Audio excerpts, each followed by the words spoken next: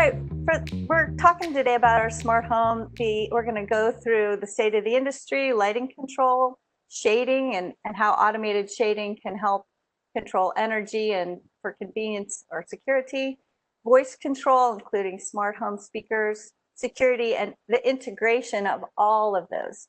So whether it's lighting, shading, voice, HVAC, we're going to bring it all together and integrate it. In fact, our dealers, the people who install these, we call them integrators because they are experts at bringing in audio and video and lighting and fixtures and security and making it all work together efficiently. By the end of the course, you'll be able to talk intelligently about how to bring those smart elements together. A participant has left the meeting. Talk about the benefits of smart home products and how to make sure that they're going to integrate successfully. We're going to talk a little bit about the state of the industry. The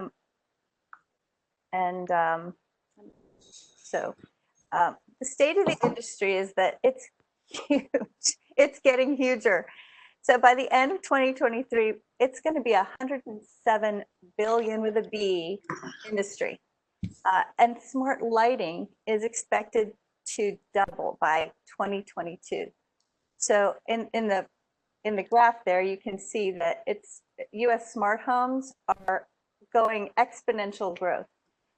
People are expecting it in their homes. People want to see it, whether you're older and need the technology for your convenience or for staying in, or whether you're younger and just appreciate it. It's really a fast-growing technology, and so it benefits all of us to learn a lot more about it.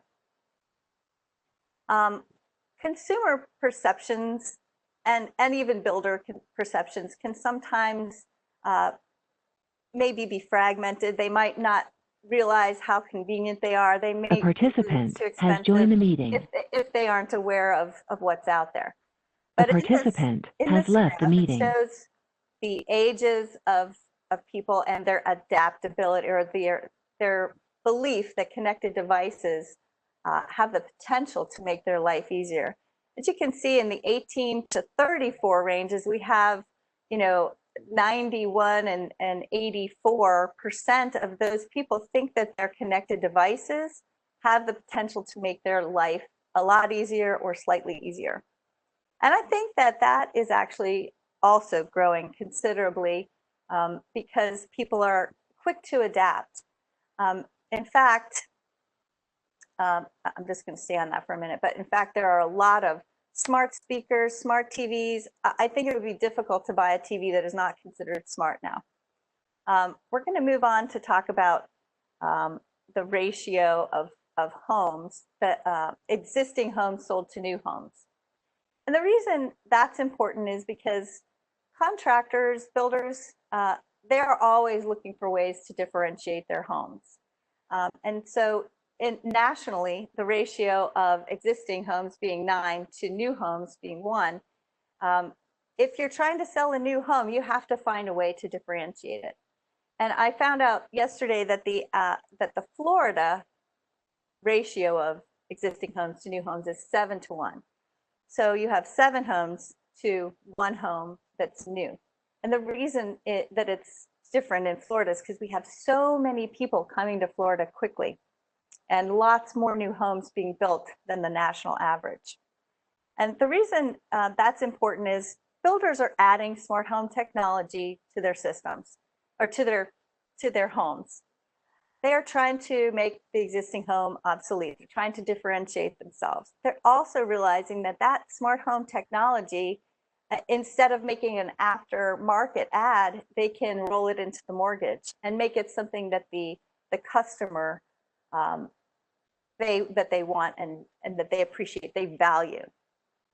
Lots of home builders, I won't mention them by name, but they're considering everything included, the Wi-Fi and the lighting control and smart shades, and they're bringing all that together before the home is sold. It increases the resale value of the home and increases perceived value. So even greater than the value of those individual components, the value of a system is a lot greater than just the products. So key considerations for builders, like we were talking about, is it going to function reliably? What are the devices that I'm bringing into this home? What are they going to work with? How is it going to integrate with the garage door, the smart lock on the front door? And a participant has joined the meeting with some of the biggest names in the industry? They want to make sure that they're putting something in that's completely reliable. I just want to state something before we go on. Coldwell Banker Real Estate, they have a smart home buyer marketplace survey, and that came out in 2016. It certainly has grown since then, but back then in 2016, in their survey, they showed that 81% of home buyers said they were more likely to purchase a home with smart technology already in place. That's really huge, and it really speaks to how our industry has changed dramatically. So influencing factors, what do people really want? They want it to solve their problems and make it more convenient. Hey, I can't reach that window shade behind the bathtub, behind my garden bathtub, or I can't reach that shade, or I want to make sure I have smart lighting coming on when I enter the home. They want to save energy. They want products that are reliable, easy to install, and easy to use. So here are some product categories that are included in the smart home system or consumer electronics. Entertainment, appliances, security, HVAC, like thermostats, smart thermostats, and lighting. And of those, lighting is actually the biggest part of what people are buying right away. But I'm sure you've seen more appliances like the smart refrigerator, the ability to look in your refrigerator to see if you do have eggs from the store from your phone, the ability to put on your washer and dryer when it's least expensive if you have peak energy times. So you have appliances becoming a much bigger part of home technology, but entertainment is right in there, and we certainly have had that in our lives for a long time. Now, smart entertainment is becoming a big part of that integration package. So we're going to talk about lighting control first, and why it's important and why it's significantly important to do ahead of time and design a system. Well, we'll show you. First of all, there's centralized, and then there's individual controls. We'll go to the centralized system first. Don't be scared by this big honking panel over here with a lot of wires. What this is a very central system, a panelized system, sometimes they call it. What this is lighting, communication, and power are home run back to this panel. So you don't have a lot of ugly wall warts or dimmers and switches everywhere. Everything is wired to one central location. This is best used in new construction or major renovations.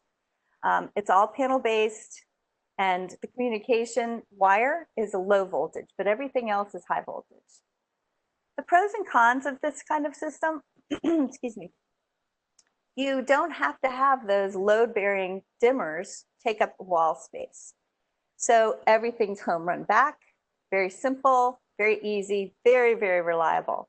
No need for RF for communication.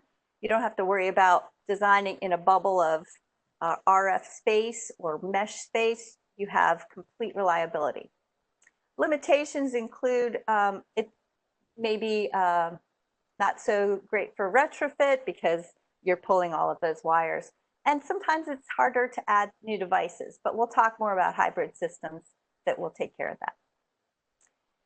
The localized system versus the centralized system would be just local controls. You have local dimmers, switches, and keypads. Perfect for retrofit. Okay for new construction too, just fine. It uses a mix of dimmers, switches, and keypads. And it's typically RF communication based on your Wi-Fi or RF between the devices. The localized system pros and cons. It uses existing wiring, adding devices is so simple. You could literally take your phone, open up the app, and press add device. It'll search for that device. So super simple. Limitations, it does require wall space for that physical load-bearing dimmer or switch, and you have to design your system within that bubble, which you have an emitter or brain of the system that emits that RF signal, and you may have repeaters as well, so you have to just understand what those limitations, what those physical limitations are. A hybrid system would include both maybe centralized and localized, a combination of panels and wireless devices. It uses both wired and wireless communication. The benefits is it uses the pre-wiring. You can add devices afterwards, very simple. Limitations, wall space is still needed for those physical load-bearing dimmers and switches, and you'd still have to design within that bubble for the items that are on that RF. So now we're going to general lighting control design. We're going to talk a little bit about a single keypad. You have this sleek keypad to the right, where if you've ever seen like a 5-gang set of dimmers and switches on a wall, you're like, wow, it'd be so nice to have a simple single keypad.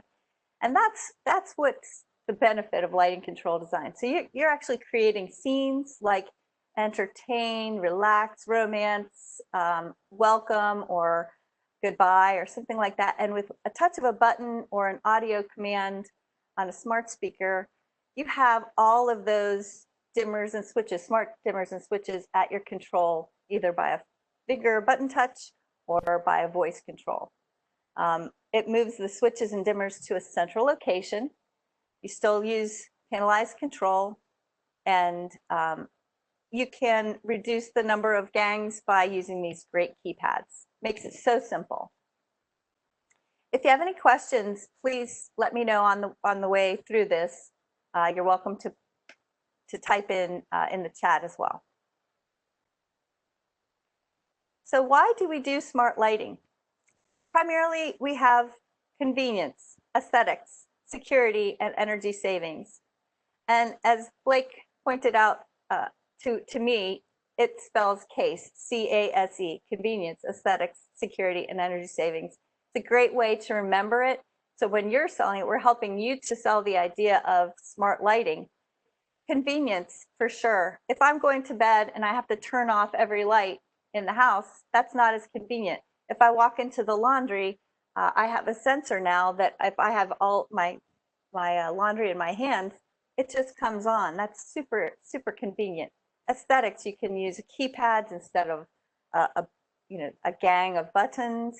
You can replace switches with keypads and get those scenes created. You can spotlight artwork. You can create a mood. For example, you have, let's say in your kitchen, you have a button that says clean up and one that says dining. So you can totally set a scene and create an aesthetic. Security, you can turn on the lights when an alarm is triggered, or open shades, for example. You can set the system to randomly turn on lights or turn off lights so that it makes the house seem occupied. Also, energy savings, as simple as dimming your lighting. It can extend the bulb life. It can save energy. Certainly, LED lighting is very energy efficient, but you can also control shades, and that will help you control the light coming in, the light and the heat. So next one is smart shading. So we've already talked a little bit about lighting design and lighting control. We're going to move into smart shading. The combination of the modern technology to provide a lot of benefits to the homeowner, but also providing a beautiful aesthetic with smart shades, automated drapery tracks, even battery operated shading and blinds and things like that. So you have both lighting control from the perspective of controlling the light that's coming into your house or harvesting that daylight. And then you also have the ability to create privacy. Why would we use smart shades? First of all, accessibility. You can see in the picture to the right, they have shades on like a skylight. Obviously, you wouldn't be able to control that very easily from the ground if it was a manual shade. The information to the left, 10 to 20% of manual shades are actively controlled, and then 45 to 75% of shades do not move at all. That's regarding if you have a manual shade, typically you just don't touch it. But when you have the convenience of an automated shade, you have a lot of benefits. You can wake up to natural daylight. You can program that shade to go up a little bit at a time, wake you up gradually. I did that at my old home, and it was pretty darn nice, just with a wake up command. Or you can program it to come up as the sun comes up.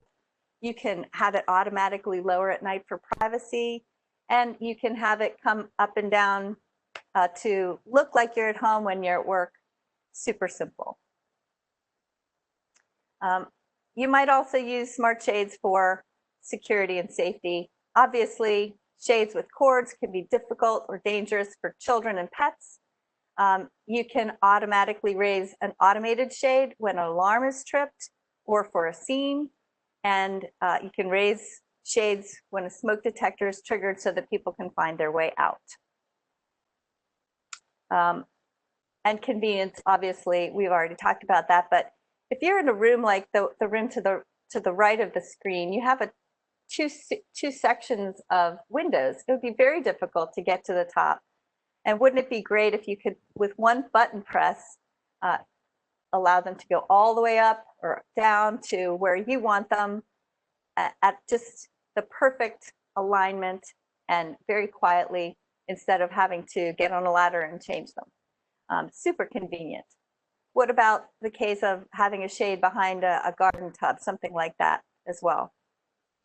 My son loved to have, we had an automated shade in his room. He just thought it was the greatest thing because at night he just had a good night feature, a keypad.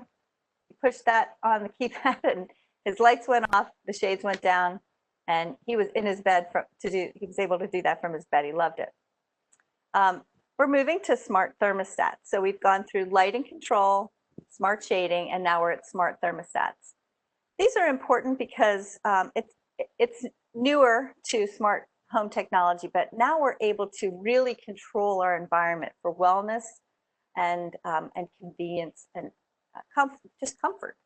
So a smart thermostat with AI would adapt to the owner preferences. So it basically learns what you want to do, what you like to do.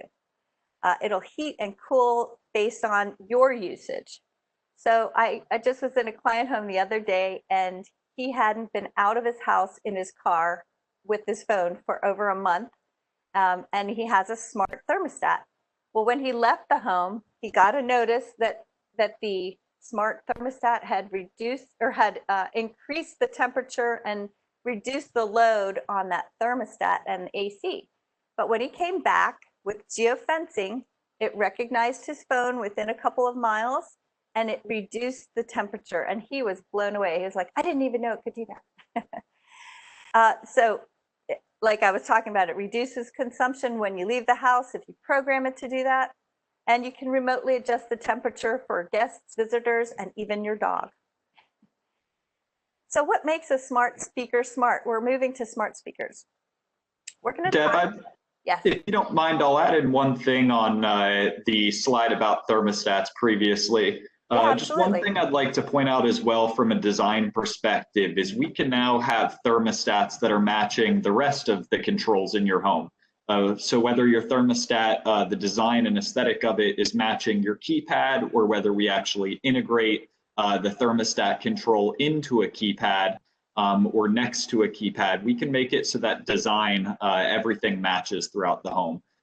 You may have a glass faceplate keypad, and we could do a glass faceplate thermostat as well that looks the exact same, and all the specs match up perfectly. So from a design perspective too, having the thermostats be able to blend in nicely throughout the home is a great added value. Absolutely, Blake. And that's across the board. Many brands have that. And so that's a really good point. You can design based on aesthetic and make your controls match all across the board. Super. Thank you for letting us know that. Absolutely. So we're moving on to smart speakers. Smart speakers are definitely a big part of a system, especially now because voice control is becoming so much more advanced. They're adding AI into it, making it much more able to understand your natural speech and recognize your commands. So we're looking at the rise of these smart speakers and voice assistants in our homes. I use Siri pretty often in my car. I'm not going to mention the brands, but I have smart speakers at home that help me listen to the news, check the weather, look up a recipe, and play music even. But what makes a smart speaker smart? What makes a speaker smart? It has to have a speaker, a microphone, and an internet connection. And the reason is because it has to react to either an audio command or a button push command or a pre-programmed command, whether it's from your phone and using Siri or your watch, or maybe Alexa, or there are other smart speakers out there, including something like Sonos, where they have a smart voice assistant within their speaker. But it's simple, 3 simple elements: speaker, microphone, and internet connection. Right now, 1 in 5 adults is owning a smart speaker, and these include those voice assistants that we were talking about. I just saw a new consumer survey by VoiceBot. It said that 87.7 million US adults were using smart speakers as of January 2020. Interestingly, many smart speakers smart speaker owners don't stop at one device. According to NPR and Edison research, smart speaker households in the US now own 2.5 smart speakers on average. And that may explain why the number of US households is larger at 157 million than the number of smart speaker owners, because I own at least 2 in my home, and I use obviously Siri, and I think my son has one too. So I think we actually have 3 smart speakers in our home.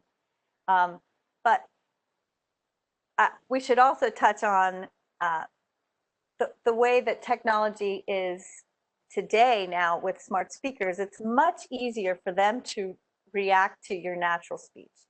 And so you're able to create a command, something so simple as saying, "I'm leaving," or "Good morning." And they're able to react, say, "Smart speaker, I'm leaving." And that creates a scene. Maybe that says your shades are going down, the lights are going off, the garage door closes, and the front door lock activates. Something as simple as that voice command creates an amazingly powerful scene with smart home technology. So smart speaker usage. Basically, people have been asking general questions, weather, music, but it's becoming a lot more sophisticated. It's increasing with home automation use. To the right, you can see they're now using smart lighting, thermostat, door lock, all with that smart speaker. And the most popular right now is lighting, thermostats, and door locks to activate with your speaker. But can you imagine just saying to your phone, "Unlock the door, unlock front door," and it unlocks it for your pet sitter. And when the pet sitter leaves, you can see it on the camera, for example, and just say, "Lock door." You don't have to mess with keys anymore, that kind of thing. So by voice command and creating scenes, it's a very powerful technology. Yeah, I'll comment on that just quickly, Deb. Yeah. So as we look into that a little further, you see on the top of the graph, smart lighting, is number one, what they want to control via a speaker, via just voice control in general. And the reason I think that's number one is because in all the marketing and campaigns that these other companies are putting out there for smart speakers and voice assistants, they're using things like, hey, turn the lights on, or turn the lights off, or welcome home. But what we're not seeing is the whole control system that's allowing that to happen. We need one of those centralized or retrofit lighting control systems to be integrated into that voice controller, or to be integrated into that smart speaker, so everything works together. And the voice controllers are also a heavily gifted product, meaning people are receiving them for Christmas, for their birthdays. Sometimes you even purchase a new TV and you're given a voice controller with the TV as well. So those products are in people's homes already, but they don't have the lighting control behind it, or they may not have the smart thermostat or the smart door locks behind it.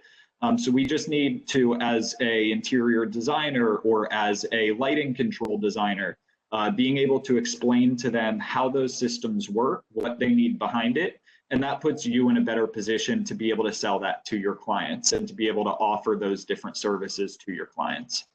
That's a great point, Blake. Thank you. Appreciate that.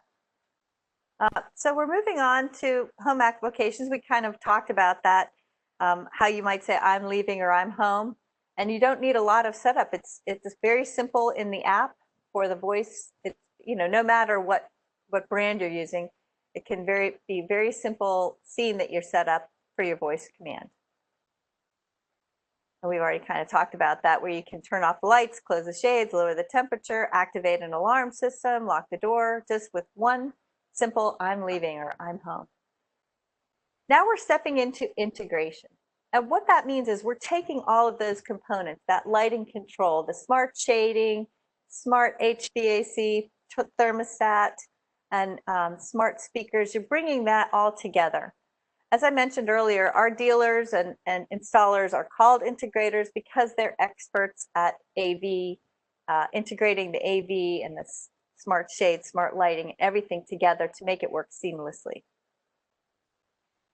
So some of the benefits of various smart home products, people are afraid because maybe they want a piece from here, they want this kind of speaker. How is it going to work all together?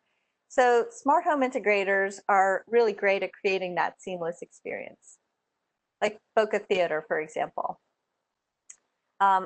So integration, why would you integrate a certain component? So you're looking at, does this technology require site survey? Are you restricted by routers or Bluetooth for adding other equipment? Can you use RF, for example? Is it a mesh system? Are you using a higher or lower frequency? Because a higher frequency means that you might be competing with other components on a Wi-Fi or something like that. Lower frequency communicates only when needed. It doesn't interfere with other systems. And when you're talking about range, we talked about that like RF bubble. If you're using an RF system, you have to look for it works up to 60 feet or 100 feet or something like that with repeaters. And you may use mesh or RF, a different type of RF. But there are so many benefits for integrating these together. Let me go up here. So benefits of a local integration versus one that's in the cloud, for example. It doesn't require an internet connection. And there are no delays. So that local system, whether it's keypads and fixtures or shades, it's all interacting locally. You've got keypads to push, and you have voice commands perhaps, but the limitation is that you can't have cloud integration with a local system. And it may be more complicated to get access remotely. Versus cloud integration versus local. We just talked about local, where you've got a keypad to push or a dimmer to interact with. A cloud integrated system is one where you can access it with your phone, your watch, your tablet, your computer, your smart speaker. And the companies that use this have physical servers in a different location than your local system. A cloud integrated system would have increased security. You don't need as much data space inside your device.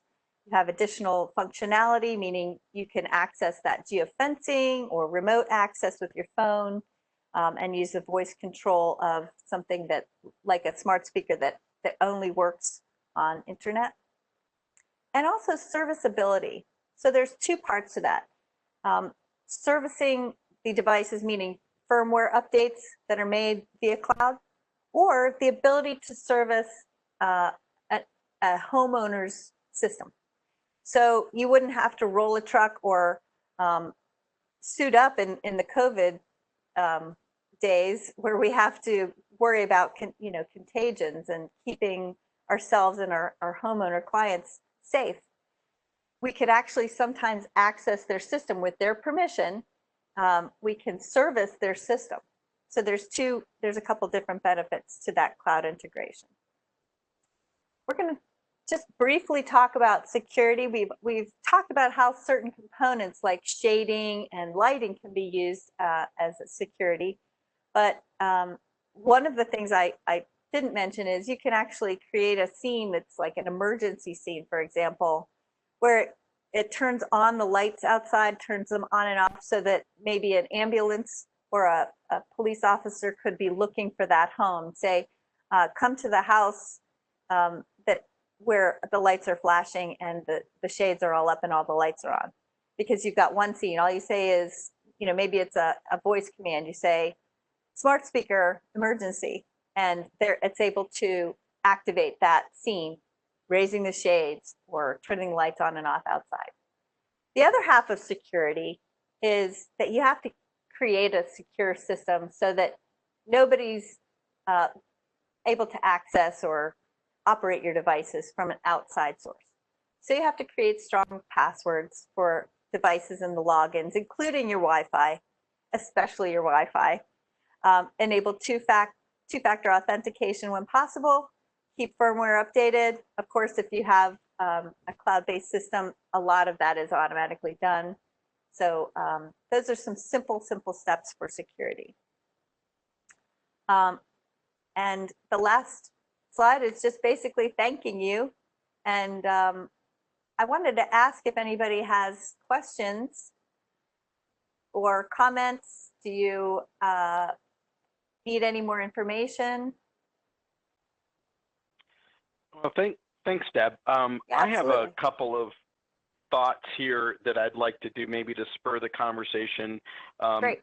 This cloud integration thing is interesting to us. I believe that it adds benefits in the sense that it can access data that it's not available in the home. A quick example that we've done for years would be like weather reports and other things like that, where it goes out based on your zip code or your geotag location and can do and can gather information.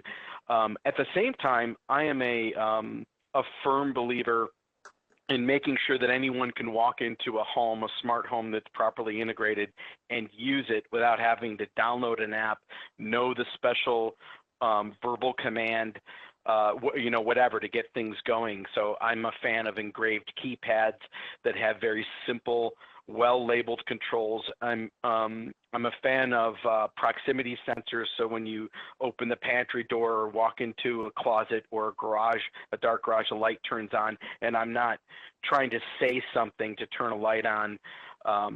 Or like the example I was texting in, I know it gets hot, between 2 and 5 p.m. on the west side of my house every day. I'll just program the shades to go up and down because we like to look out the window except when it's boiling hot outside. So I think that you have to use the cloud integration sparingly, and you have to use it as an additional benefit and not as your only way of accessing it, because the next thing is it's only going to work if there's a live internet connection, which is a big downside. Now we are integrating more and more now redundant internet with automatic failover in residential homes. There's new technologies out that allow you to use another SIM card, like you would have an extra phone on your plan, and it can go into the router, and then when there's no, Comcast, Hotwire, what have you, internet coming in, it can fail over and then fail back to the faster connection when it's available by keeping tabs on them. And that works real well, especially when you're working from home when internet outages are just not tolerated.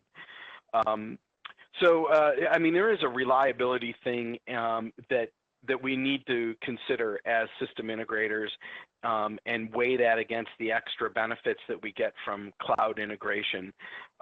There has been a lot more security with cloud integration in the sense of people hacking, say, Nest cameras and Google this or Google that, because they're available, and frankly, people out of the country that got nothing else better to do but sit there and try and figure out new ways to hack us. And these things, don't really come into play too much with the local systems, due to the firewalls and other things that we install. So I think there's a lot to consider here. Now, at the same time, I think that if I ask people what they like their voice control, they always come back to finding, a TV show or things like that, where it's easier for them to do that. In my car, I know I use it for navigation, and I use it to dial the phone or whatever. But, myself personally, I don't really use a lot of those smart speakers because I think I don't like to talk that much. I just want to press the button and have it work and not have to, come up with the right phrase. But I do use it where it seems to assist me. So anyway, I kind of throw that out. I was going to just mention that a really important use that was just brought to my attention is the no touch feature of a system, where I know every day I'm wiping down my switches and dimmers every single day, every surface, because I'm trying to keep the germs down. So that's another use for smart speakers. But like, I agree, it opens you up for hackability, I guess. No, that's a great example, because I go back to the proximity sensors, the occupancy sensors, I should say. Yep. Yeah, the lights turn on and off and whatnot, just based on someone being in a room, or just an automated scene that comes on at dusk every 2 hours before dusk, the interior lights come on or something like that. So I'm also a believer of not to over automate things. When things happen and you don't remember, we've been doing this for many years, and I've had people living in an automated house for 10 years that call me and didn't remember that the thermostats were automated to go into night mode and what's the temperatures. It's like, how could you not remember? You've been living in the house all this time. But people do forget these things, and so we got to keep it simple, and got to make sure that the babysitter can come in and operate the TV without needing to have personal apps engaged in your home. Really Jeff, I think you make a good point, and it really goes back to the value that you and Boca Home Theater bring to the project in general, is your experience, being able to come in and put all these different technologies into the home, whether it be the TV, the speakers, the lighting control, shades, and keeping it advanced enough to make the customer happy that they're getting value out of their technology. But also keeping it simple enough for them to use on a day-to-day basis without getting frustrated. Other people coming into their home and being able to use it, but still getting the full value out of all the different technologies. So whether that be some automated programming, so something happens automatically, or whether it be just keeping the keypads highly effective, but simple and engraved, like you said. Having the welcome button on the top of the keypad, and having the away button on the bottom. That's logic, and it makes sense, and that's what me as a homeowner or a guest of a home is going to be looking for. The all on top and the all off on the bottom. But bringing in a high-level integrator like yourself really makes that convenient, simple, and easy for the homeowner. Yeah, I agree, Blake. And we look at the house from anyone from whatever, an elementary school kid to grandma would be using all of these interfaces, and it's got to be able to work for everybody. The younger kids tend to live more on the mobile phones and this and that, and the app may be fine for them. But when you have a visitor in your home that's going in the guest room, they should be able to just hit a button on the wall and be done with it and not have to really think too hard. So I think there's, well, one of the other things I was going to say is a lot of these technologies, reliability is really the biggest thing that you've got to think about. And these days, rebooting things has become commonplace. It used to be that things would go for months, maybe even years without needing a reboot. But as more and more things get firmware updates over the internet, they tend to auto update and things kind of change. They would call us and like, it worked just yesterday or whatever. So for this, we've actually put in buttons on the touch panels where the homeowner can reboot things automatically, just from a press of a button, so they don't have to get up to reboot the Apple TV, which is honestly the most commonly rebooted thing in our world is a Comcast box and an Apple TV. And I'm going to rank Apple TV as number 1 and Comcast as number 2. Everything else, I don't think I've ever had to reboot a lighting control system ever, right? Except if we're doing software updates to it purposely. Drapes and shades, all these things are appliance grade. They work every single day. But the stuff that's sitting there getting these updates all the time, they tend to need reboots. And if you got everything buried in a closet or in a cabinet, you don't want to crawl on your hands and knees back there with a flashlight on your phone trying to figure out what to unplug and then knocking something else loose. So we look hard at integrating those things in, and just know that this is a reality in our world now. You have to reboot things, and you can't be afraid of doing that. Yeah, definitely. And I think you point out, the one thing you're not doing that for is lighting control. And, why don't we reboot the lighting control? It's because we designed those products. They have to work every single time. They have to work in emergencies. They have to be on the best frequency. So, our technology being on a very low frequency, make sure that those frequencies are going to be able to travel through construction and through the walls and make it to the different devices throughout the space, as well as those updates, happening automatically, making sure that your lighting control system isn't going down, your shades aren't going down. And that's really important, especially when you're getting ready at 4:30 in the afternoon to have your friends over for an evening dinner.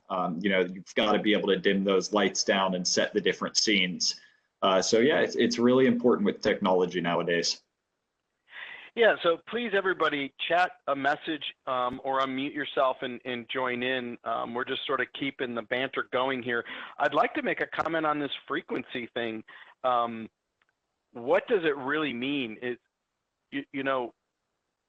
From an integrator point of view, what it is the high frequency wireless access points that we're buying today. You hear 5 gig everywhere. Okay, what that means is super high speed, but it doesn't go through walls. Okay, so when we come in and we upgrade an older legacy Wi-Fi with the new high-speed wireless access points, a lot of times we get a complaint. It used to work in the bathroom. It used to work on the patio. It used to work in the garage. Now it doesn't anymore. Well, that's the reality of it. You will need more access points to get the higher speed because it doesn't go through wall. You're trading off speed for distance. And so we typically put in dual band Wi-Fi so that the legacy devices like a scale in the bathroom and other maybe even thermostats that do not support the high speed can be supported on the legacy band, but also that those things continue to work. One of the biggest problems is like a Jandy pool controller. I have to put a $1,500 wireless access point outside just for that Jandy pool control. Well, when we come back to, we probably should have run a hard wire when the house was constructed and not worry about it, right? And put the wireless access point in the patio where people are going to use it, not on the side of the house where you've hidden all the equipment just because you don't want to hear it. Well, I don't want to put a $1,500 wireless access point that needs to be updated every 3 years out there. I should hardwire that. Everyone keeps telling me when they build a house, oh, everything's wireless. we should just do everything wireless. Yeah, that's not the way to do it. We should hardwire where you can. It's higher speed. No one's going to hack into the wire like you could to the wireless. It's way more reliable, and it's going to last forever and ever. It doesn't need a firmware update. A hard wire in the wall is the way to go. You use wireless for things that move around, right? Your mobile phones, your wireless access, or your iPads, and touch panels and things like that. Things where you can't get a wire, or you can't get a wire there pretty, right? I want to hidden this, hidden that. I would say for TVs as well. If I can have a hard wire behind it for Netflix streaming, no more buffering, I'm good to go. Because what are the chances that Wi-Fi signal strength is good at every single concrete block wall location in your house that you're hanging a TV? Probably not so much, because those are the fringe areas, right? Now, at the same time, lower frequency is what we use for the mesh stuff. For the keypads on the wall, for the drapery control, because these things need to penetrate walls, and you only have a couple of repeaters, and they need to be super reliable, but they don't need high speed. We're not downloading files from the internet to our drapes. We just need to hit on, off, up, down, 20%, 30%. Those kinds of simple commands can be short little bursts, low frequency, that penetrate all the walls, and they work famously. But you're not going to download email or websites from those kinds of low speed, low frequency connections. So an integrator needs to make sure that we plan for high speed propagation around for everything that's mobile, this and that, low speed for distance, and make sure that none of these frequencies overlap each other, creating interference.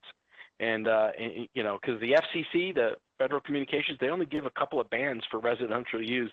The rest of them are reserved for military and other kinds of things where, the residential and the power that they put out, nobody wants to be growing, a third ear. So they've got to keep all these things very, very low power so they're safe, So we think about all these things, and we monitor all of them so that we have high speed where we need it, low speed where we need it, and hardwire for everywhere else. I've got clients that have asked me to convert their entire house to hardwire because they're afraid of RF. They think that it might hurt their children or something like that. I say, yeah, hardwire everything. It's going to be way more reliable. Plus, I can remotely reboot something when it goes offline, because there's a wire connected to it. A Wi-Fi thing, I have to go up to and put my fingers on it, because if I can't communicate to the network port that's feeding it to tell it to cycle power, then I have to go and unplug it physically. So I would say when you plan a house, do not skimp on the wire in the wall. Just don't, because it's still the cheapest, most reliable, fastest mechanism. And everything else is just relying on some piece of equipment that needs to be updated constantly to keep the connection live. So that's very there's wise. My rant. Here's a good one. How do you deal with power surges and outages? Funny you should ask. Yeah. Yeah. That's a good funny point. you should ask. There's a point near and dear to my heart. That is the number one problem that we have down here with FP&L, which I fondly call Florida Flicker and Flash. Yeah. And then this also comes into generators. True story, last night, Stone Creek, we installed a Rosewater energy system, which is a whole house battery backup for all critical systems in this gentleman's house. And we had power outages. If anyone lived in this area, the Woodfield area, our shop here, Stone Creek, the Oaks, they all had power flickers last night. This guy's generator kicks on, okay, and he's running the house. 3 hours later, he calls me at 9. He goes, everyone else has got power. We only have a small, brief outage. My generator is still running right now. And I'm getting all of these power quality notifications coming on my phone. Yeah. Because the generator is really dirty power. If you can imagine, it's a motor, and it's doing, it's not like, oh, I have a generator, I'm all good. No, that is really backup power, and it's dirty power, worse than Florida Flicker and Flash. So fortunately, all of his AV, all of his TVs, his lighting, all that stuff is working good on the battery system. What happened is the transfer switch never kicked over when the power came back on, so he's still running on generator everywhere. And so that was his issue, because the generators seem to, you know, they work during their test cycle and they don't work when you need them. Sometimes they don't flip back and forth. There are a lot of failure points there. So as far as designing power, there's two things I recommend. One is do a critical load panel from day one. Home run everything back that is critical, and I'm not talking about necessarily an air conditioner here. I'm talking about all of your sensitive electronics that cannot live through these little flickers and flashes, and at least put a whole house surge connection on there. That'll take care of over voltage situations. Under voltage situation is more common. Okay, that's where we need battery backups. If you've got the budget and you can do whole house battery backup, do that.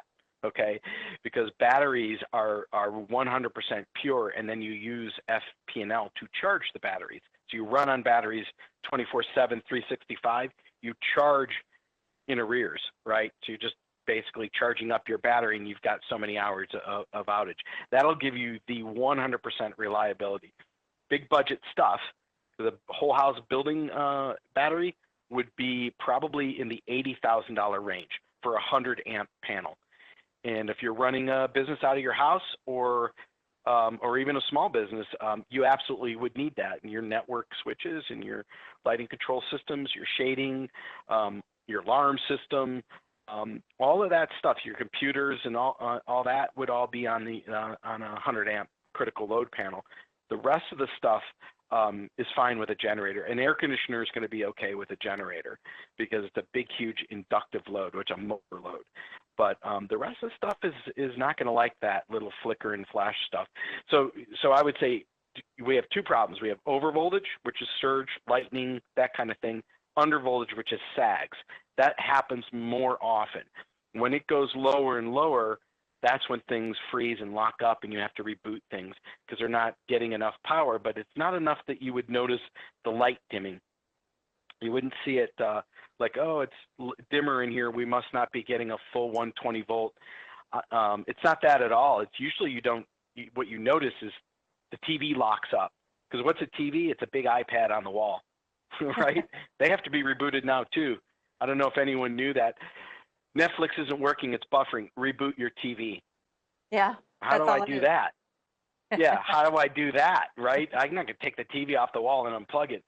Get to know where your circuit breakers are. If you had everything on critical load panel, you could just go in there and say TVs 1 through 5 on, off, and reboot them all with one little switch, right? So those are things that we can plan ahead for. The smart TVs are just things that are running software that take firmware updates, right. And they're not like before.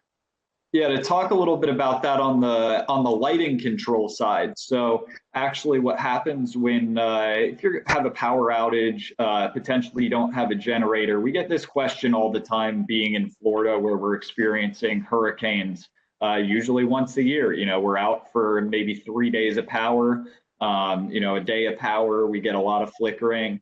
So on the Lutron side, your system is actually going to hold its programming for up to 10 years. After this power surge. So if you run out of power, we're going to save that programming within the brain of the system. And what that means is Jeff doesn't have to get paid to come out and reprogram the entire system. The homeowner doesn't need to call Jeff. The second that generator kicks on or the second their power is restored, that lighting control system is going to be working again just as it was prior to the power outage. As well, when we look at away from power losing Wi-Fi, we lose Wi-Fi quite frequently in a home if it isn't a good network or if you're in the wrong part of the home. So if you lose Wi-Fi in the house, you will lose control via the app. So you will lose app control because you can't connect your phone to the internet. But if you go up to that switch on the wall or you go up to that keypad and press the physical button, that is still going to work. So if you lose Wi-Fi in your home, your lighting control system is still going to operate. I want to be mindful of everybody's time. It's just about noon, and I think we have a little housekeeping to finish up. Marcio and Jeff, do you want to finish up?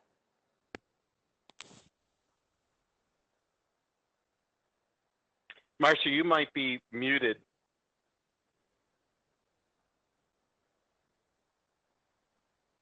I think he might be muted there. While we're waiting for Marcia to come on, I'm just going to show you, this is what happened last night to that client I was talking about. He had 32 brief outages that added up to 2 hours and 33 minutes. You see up here? Yeah. And this green line represented the state of charge, SOC, for his batteries.